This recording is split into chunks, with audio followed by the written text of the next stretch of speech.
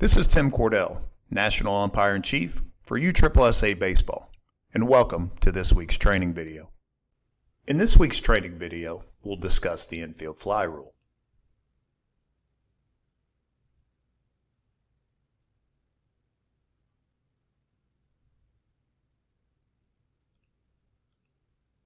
An infield fly is a fair fly ball, not including a line drive nor an attempted bunt, which can be caught by an infielder with ordinary effort when first and second, or first, second, and third bases are occupied before two are out.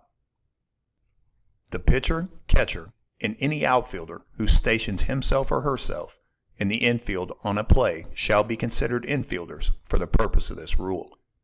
When it seems apparent that a batted ball will be an infield fly, the umpire shall immediately declare infield fly for the benefit of the runners. On the infield fly rule, the umpire is to rule whether the ball could ordinarily have been handled by an infielder, not by some arbitrary limitation such as the grass or the baselines. The umpire must rule also that a ball is an infield fly, even if handled by an outfielder, if, in the umpire's judgment, the ball could have been easily handled by an infielder. The infield fly is in no sense to be considered an appeal play. Now that we know the rule, let's focus on the infielder during this play. The rule says with ordinary effort, anytime an infielder turns his or her back to the infield and starts sprinting into the outfield, this is not to be considered normal effort. You can see as the play develops, the infielder has to fully stretch into right field to make a play on this ball.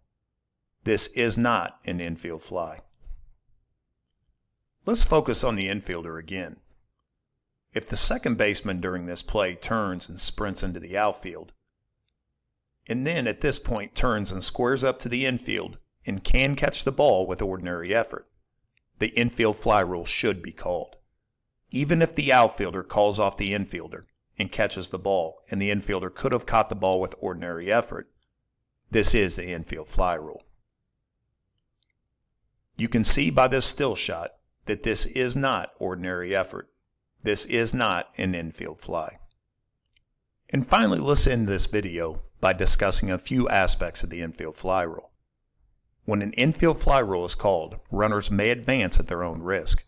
If on an infield fly rule the infielder intentionally drops a fair ball, the ball remains alive and in play, despite the provisions of the Rule 5.09A12.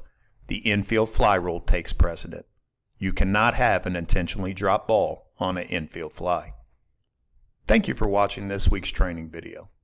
Remember, when judging an infield fly, the infielder must be able to catch the ball with ordinary effort. Have a great week of baseball.